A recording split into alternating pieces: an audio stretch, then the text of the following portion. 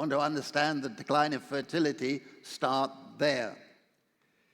But we also have a loss of robustness. Robustness refers to immunity to shocks. You don't get hit by it. We saw that in COVID. And we see it in many, many respects. You're more exposed to being hit by shocks and hazards. And you have a diminished ability to cope with it, particularly if you're in the precariat, and an even more diminished capacity to recover from those shocks.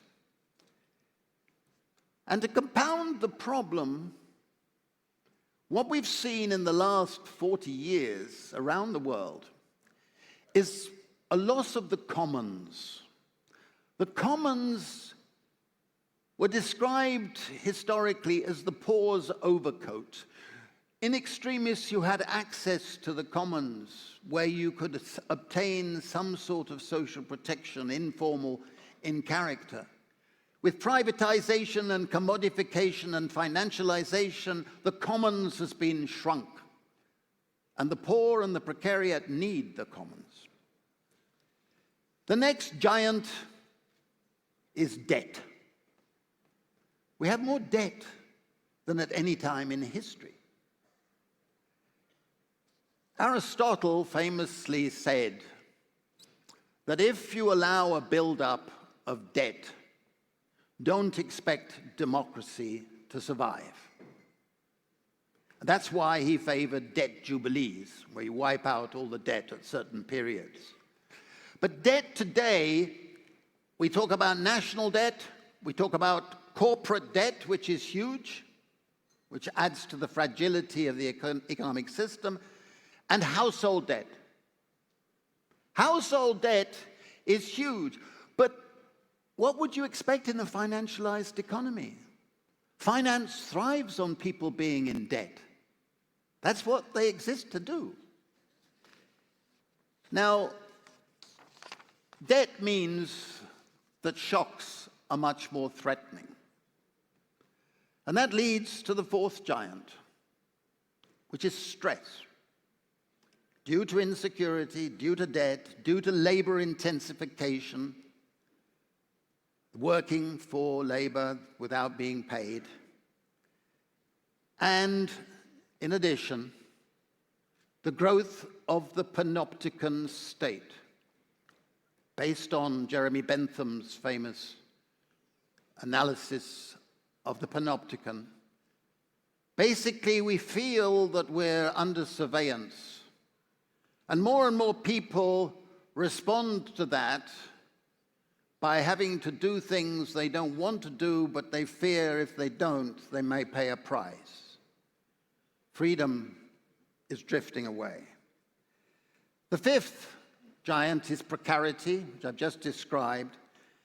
People losing the rights of citizenship, even in their own country. Talk of civil rights, and you will get a lot of laughter from members of the precariat. The sixth one is automation. I've been asked to speak on this in Silicon Valley, in Davos, the World Economic Forum, and elsewhere. I believe that, in fact, technological change, as Frederick said, cannot be resisted. We cannot be King Canute holding back the waves. I believe, in fact, that this is the first technological revolution in history which is generating more work, but less labor, which is a paradox. People are responding to the screen, to the touchpad, etc. But the worst part of the technological revolution is that it is inherently increasing inequality. It's increasing the flow of rental income to the owners of the technological patents and copyright, and diminishing that going to people who perform labor and work. And this is partly to do with the growth of the online the cloud labor taking place. Millions and millions of people are today performing labor online in another country, the other side of the world. What's the size of the British labor force? We have no idea. Seriously, because if you pick up the phone and you want to get a service, you'll have a nicely spoken woman, and if you ask her, where are you? She'll tell you Goa, or Accra, or Kuala Lumpur. You know what I mean? We have a situation where millions of people are exporting labor without exporting themselves. That's a new phenomenon in the world. The seventh giant is the threat of extinction. We haven't mentioned this enough this morning, and I hope we continue to mention it more. We have global warming. We have climate deniers in positions of power. And we have a system in which more and more disasters, natural disasters, unpredictable in advance, are hitting whole communities, you and me included, at any time. And we don't have a politics of involving us in reproducing nature. We are part of nature.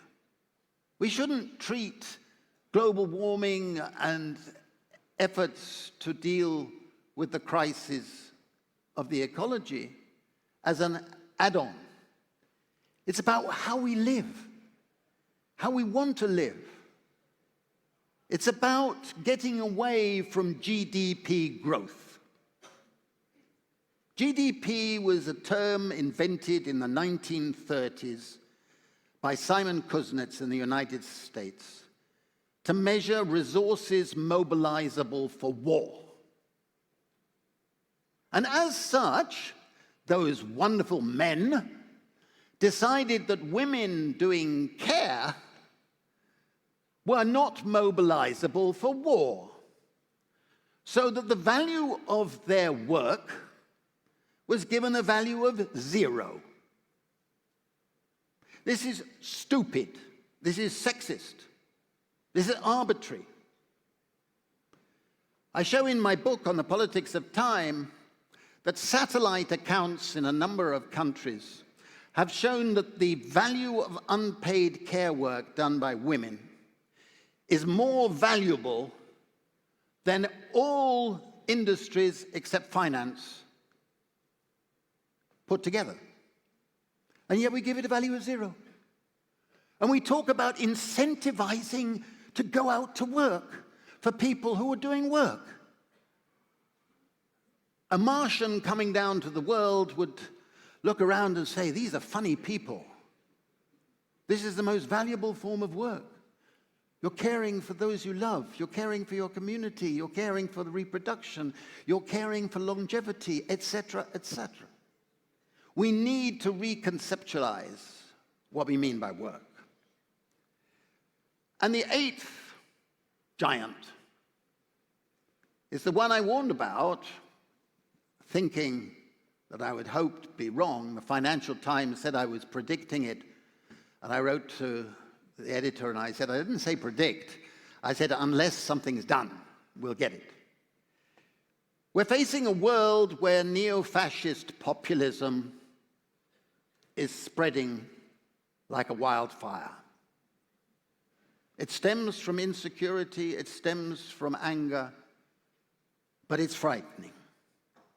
It's leading to a new so-called soft eugenics. Eugenicists believe that you should look after the fit. The fit have to survive, and you don't have to worry about the vulnerable and the weak and the disabled, etc. Peter Thiel, who was my neighbor at that Bilderberg meeting, has said that democracy is incompatible with freedom, his freedom. And the reason is that the disabled, the vulnerable, women, the precariat, they will vote for policies of redistribution. They will vote for policies to make it possible that more and more people can have a life worth living. That's incompatible with the plutocrats like Elon Musk and Peter Thiel and a whole lot of people in the tech finance circles. So we need a new approach, in my view. And this leads to my final few remarks, which is I believe that if you accept that we need a vaccine for COVID, a vaccine for measles, a vaccine for any illness, we need a social vaccine for insecurity. We need a system that says ex ante, you have security. Not a promise which is an unreal promise that if something goes wrong, you will have something, but a guarantee you as a citizen, you as a human being, you as a woman, you as a man, you a person with disabilities, you're a child, you all have the right to this social vaccine.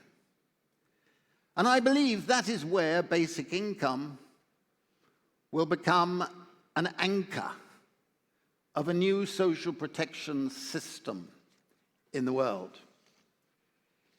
Its idea, briefly define it, it will be a periodic, modest payment given to every individual as a right, unconditional on whatever you're doing, unconditional on your marital status, paid individually, so it's paid equally for a man and a woman, and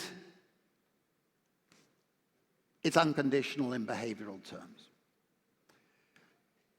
I've shown that it's very easy to pay for it at a modest level. And the important thing at this stage is to be on the road in that direction rather than in the road going in the opposite direction. It's a matter of common justice. If we allowed private inheritance of private wealth, we should allow for the shared public inheritance of public wealth. Even someone like Buffett says he knows that only a minority of his income is due to his efforts. Most is due to the efforts of many generations before us. I like that argument because it means you can justify it as a matter of justice. It's also a matter of freedom, but it's a matter of ecological justice as well. Ecological justice means the wealthy create the pollution and are destroying the planet. The poor pay the heaviest price in morbidity, reduced longevity, etc. A basic income would be a compensatory sort of payment. In terms of freedom, every politician says they believe in freedom, but you can't be free if you're so desperate and so insecure that you just have to do whatever you're told. For a woman, freedom does not come from being able to do something if her husband or father says so. Freedom means doing it because you yourself want to do it. But it's also a matter of basic security. Basic security is a human need, and it's a public good. And it's a superior public good because if you have more and more people with basic security, it's increased for all of us. It's easy to show that. But it will also combat a drift to populism, which stems from people's fears, anxieties, and neuroses. Now, you're listening to a man who's had the rare privilege of being able to put into practice what he's preached, if you like, over his career. We have now done pilots and experiments in numerous countries.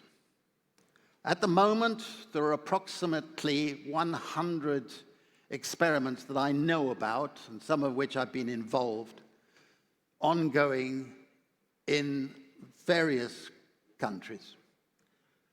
We have a book here based on the big Indian pilot we did. We've done it in Africa, we've got one going in Brazil, we've got them in the United States, in Canada, in Finland. We just finished one in Wales. And I want to tell you that even though the methodologies differ and the size of the samples differ and the quality of the data differ, what comes across is a remarkably consistent narrative. The first and most important finding of every pilot that I've seen and been involved in is that it improves mental and physical health, particularly mental health. It leads to, in poor areas, people taking antibiotics to the full end of treatment. It leads to access to health care. It leads to better practices. It leads to better child nutrition, better diets. By having better diets, it improves school performance. I remember going to the kampongs, and I was talking last night to several Malaysian friends, asking if things had changed dramatically. Of course, there have been improvements. But in villages and rural communities, the ability to make choices can make huge differences to nutrition and to health. And you don't know as a bureaucrat what's the best, because it varies with different people. It leads to better sanitation, better social solidarity in efforts to improve local sanitation. It leads, and I want, please, if you don't listen to anything else I say, please listen to the following statement. A basic income leads to more work, not less. It's the biggest prejudice that I hear again and again and again, usually from rich people who've had a very comfortable life, have pocket money as children, etc. It leads to more work, not less. And it leads to more care work, more voluntary work, more community work, more productive work. People have more energy, more confidence, they take more risks. And it improves women's status. We found that women who receive a basic income, if they're in abusive relationships, they're more likely to walk out and say, go away. That's freedom. That's freedom. And it leads to people with disabilities to have dignity. That's why I insisted on the front page of this book on our Indian pilots that a woman who was disabled and she didn't have a sari or anything, at the end of the pilot, 2 years afterwards, she was an independent producer in her community.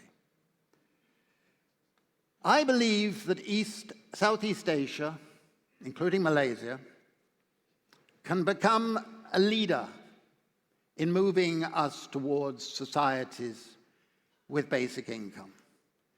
And I want to conclude by mentioning a story. In 2016, our network, Bien, anybody can join, we have some Malaysian members, we had our Congress in Seoul. And a man came up to me and he said, Dr. Stanning, please tell me. I don't understand basic income. Please tell me. He asked all the standard questions. I answered. At the end of it, he said, I'm going to stand for governor of my province. I said, oh, okay, good luck. And he went off. He said, would you write a newspaper article? I said, yes, sure. So he went off. The next thing I heard is he'd been elected governor of his province, Gyeonggi, and he'd introduced a basic income for all young people in his province. 125,000 introduced it. Then we had our next Congress, next but one, in Hyderabad. This time he came, 2019. And he came up to me and with his entourage then, I mean, he was an important politician by this stage, and he said, "I'm going to stand for president." I said, "Really?" "Yes, I'm going to stand for president, saying I'm going to introduce a basic income." I said, "Well, good luck. Great." Then we had a next Congress, 2022. He came to that Congress. He came to the front. He stood up and he stood there and he said, "I failed." And I asked to go to the rostrum, and I went up and I said, "You didn't fail. You got 49.5% of the vote. Most politicians would give their left arm for 49.5% of the vote." Shortly afterwards, he was stabbed in the street. We thought he was going to die, but he didn't. 2 weeks ago, he was elected president of South Korea. I wish him well. Thank you very much.